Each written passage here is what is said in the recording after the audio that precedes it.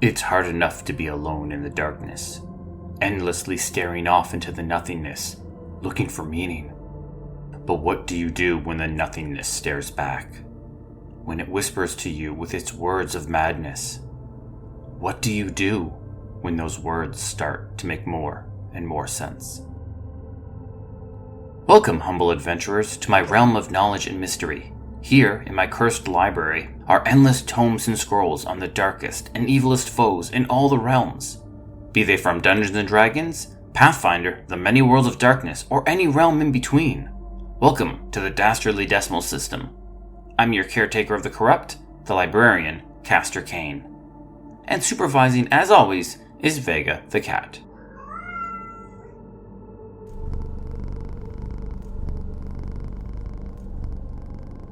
Madness is a terrifying thing. It robs us of our logic and of our humanity. But worse still, we never see it coming. It creeps up on us like a sickness or a disorder until we no longer recognize the person we once were. There are ways to protect yourself from such illness, like Indian gooseberry tea, but there is no substitution for seeking true help. So take a seat, have a cup, and join Vega and I as we talk about the madness that is the Lich-Lord.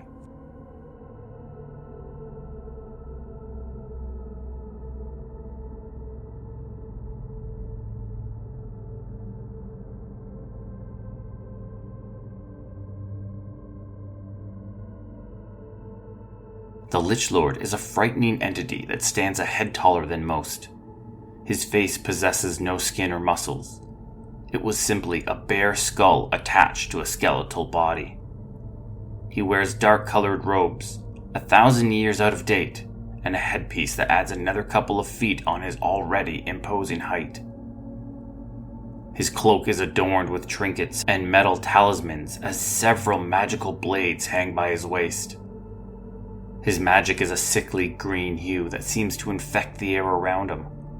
He wields a staff of power, a robe that protects him from arrows, a ring that slows his fall, a ring that strengthens his magic, and an enchanted sickle for when combat gets up close. He commands an army of undead, a cult of followers, and never travels without his wraith knights. His vast knowledge of deadly spells allows him to call down elements to strike his foes, grants him sight beyond the mundane, and even allows him to steal time from the weave of the universe and store it for later use. With his immortality and his desire for power, the Lich-Lord seeks nothing short of the complete domination of the world.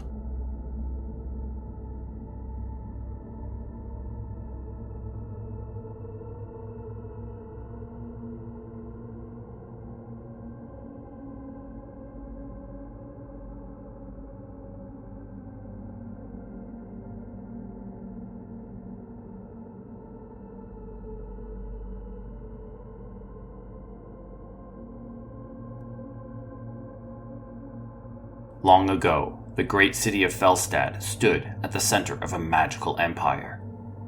It produced towering spires, labyrinth catacombs, and had innumerable libraries that held the greatest collection of knowledge in the world. One day, a foolish wizard cast a spell far too great for him to control. A magical snowstorm appeared and buried the city in ice. 1,000 years have passed since that cataclysmic event, and the ice has finally begun to thaw, revealing the treasure-filled past just ripe for the looting. Yet alongside those magical artifacts, there also lies horrific, long-forgotten evils, awakening for the first time. These icy depths have been renamed the Frostgraves, and hidden within them is the malicious Lich-Lord.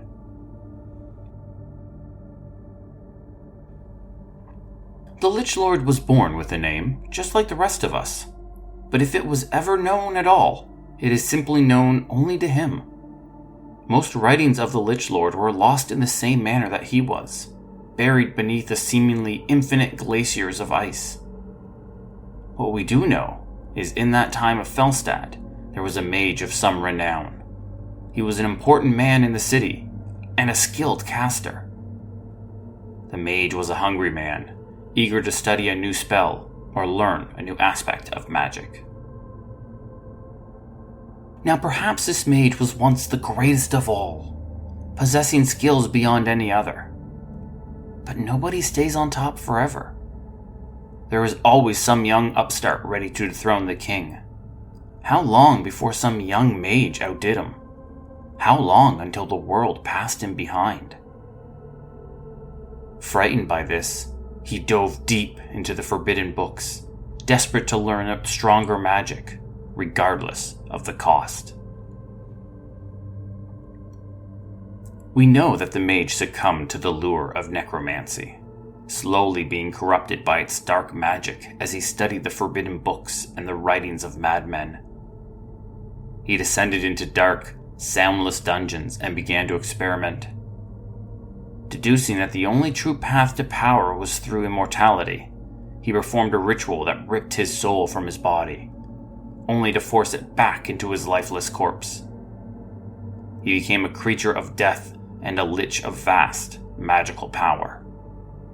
He was no longer a mage of Falstad. He was now the Lich-Lord. Yet he never got a chance to put any of his plans into action. As the cataclysmic snowstorm began to descend on Falstad, the Lich-Lord retreated to his soundless sarcophagus, where he would await for the storm to end. Only, it didn't end. For 1,000 years he remained in his soulless sarcophagus, alone in the darkness with nothing but his thoughts. At 3 a.m., when you are alone in bed and unable to sleep, you stare up at the darkness and you think. No good thoughts ever occur at 3 a.m. Every seed of self-doubt, every poor memory, and every drop of anxiety and guilt will bubble forth from the darkness and consume you, driving you mad until you eventually fall asleep and are embraced by the joyful and hopeful occurring of this rising sun. Now imagine, if you will, that 3 a.m. never vanishes. That 3 a.m. and that darkness sits there forever. What madness will assault a soul after 1,000 years of sleepless darkness? What torment will it cause upon a man's soul and his mind?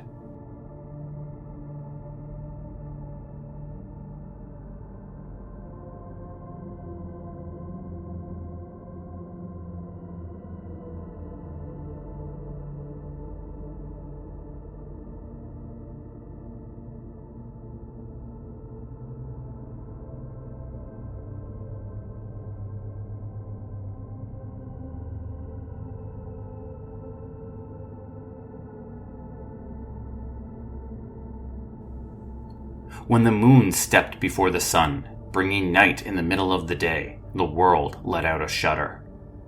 The midday shadow danced across the land, and magic began to bubble at the fingertips of each spellcaster. As the two celestial bodies danced in the heavens, a great evil began to awaken once more. The first signs were the appearance of occultists. They wore sacks over their head and wrapped chains across their bodies. They began to collect artifacts from various locations and transported them into Frostgrave. Rumors of a new necromancer started to be proven true when a sickly green streaks began to shoot through the sky and a cold, sinister whisper danced along the wind. Graveyards and cemeteries rumbled to life as corpses rose from the dirt, animated with unlife, and began to march towards the Frostgrave dungeons. Many of these undead were hunted down and felled, but the Lich-Lord continued his plans. Giant wheels, made from human bones and tied together with flesh and leather, spun in the wind, gathering magic for a powerful, unknown spell.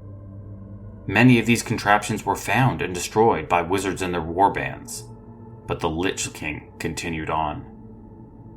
Seeing adventurers as a nuisance, and needing a distraction to help buy him time, the Lich-Lord called upon the skills of the Ghoul King. This pale-skinned, undead revenant was a minor power in the dungeons of Frostgrave. It led an army of ghouls that were desperate for human flesh. With the promise of great quantities, they sided with the Lich-Lord and attacked.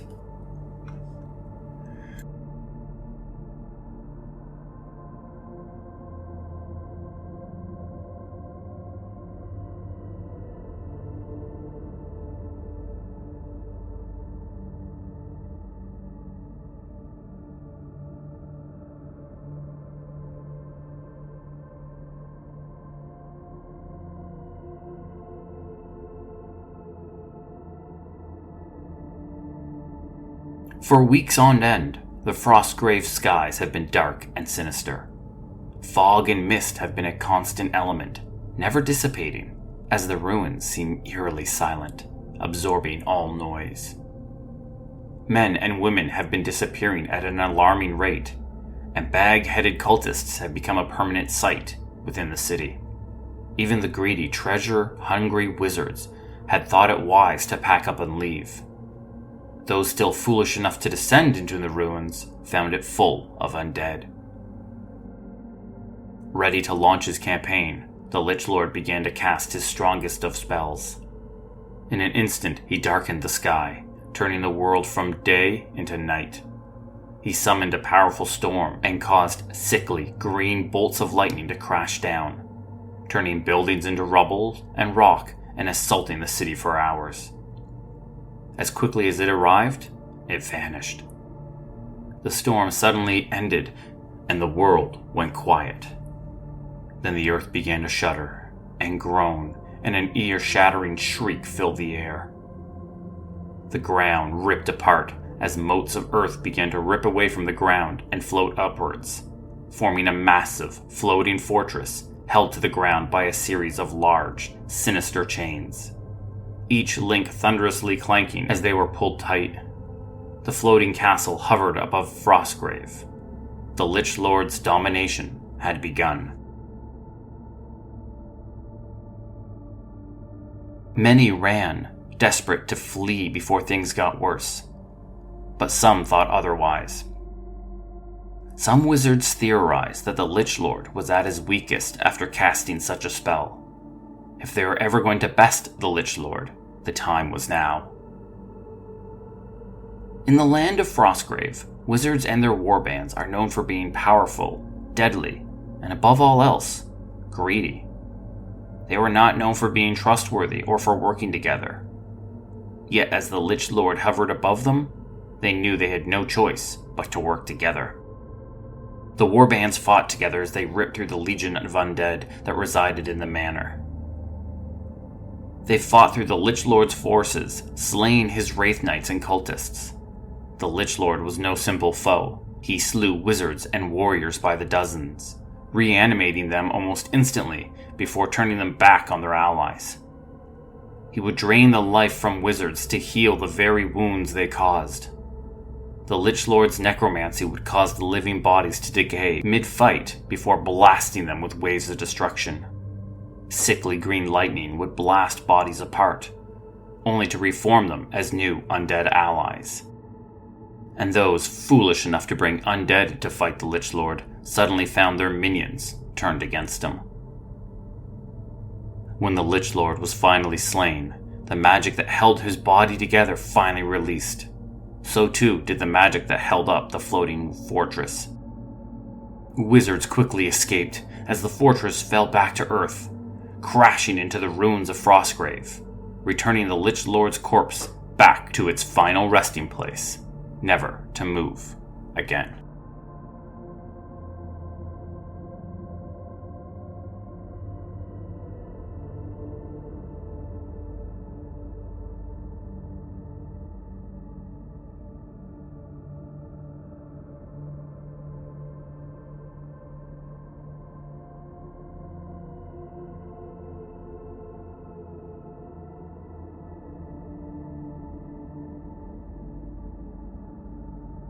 I have studied many different realms, and as different as each are from one another, they always share similarities. Humans are competitive, envious, and ambitious folk. Everybody wanted to be viewed as special, to be looked at with awe and wonder, and none wanted to lose that intoxicating feeling. In worlds where magic is key, the true show of power and stature is to possess the skill and knowledge to cast the greater spells, but those spells often come with great consequences. It's always easy to dismiss the action of a villainous mage by calling them monsters, but that is also a dangerous precedent.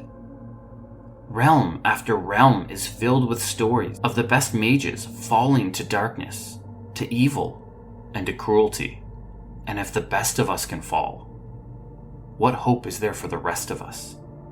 Those who forget this fact tend to be the next to fall.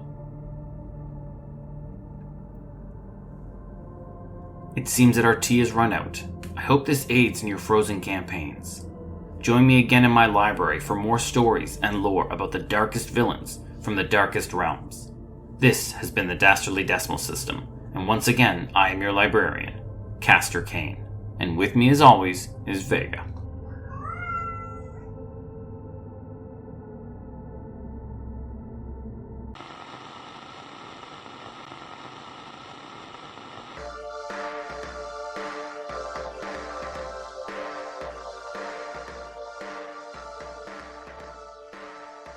Do you love the Dastardly Decimal System and want to support us? Check out our new Patreon. Members will get access to show notes, official artwork, our new bonus episode series called Cleaning Up After Tea Time, and of course, plenty of cat pics of Vega voice actors Vash and Zid. You'll even be able to suggest a topic for a future episode. Check it out at patreon.com/dastardlydecimalsystem. If you're not financially able and still want to support us, how about suggesting the show to a D&D loving friend? It really helps us get noticed. The Dastardly Decimal System can be found on Twitter, Instagram, Facebook, TikTok, and Blue Sky at DD System Podcast. That's Delta Delta System Podcast. Drop us a message and say hi. Vega always loves the attention. This podcast was produced by Midnight Reading Audio, a division of Midnight Reading Publishing. The voice of Castor Cain is Larry Gent. Hi. The voice of Vega is provided by my cats Vash and Zid. Music was Wilds of Winter by Dream Protocol from Pixabay, licensed under the Creative Commons. The Lich-Lord came from a wargame called Frostgrave, and can be found in the supplement entitled Frostgrave, Thaw of the Lich-Lord by Joseph McCullough. Thank you, and have a wonderful, wonderful day.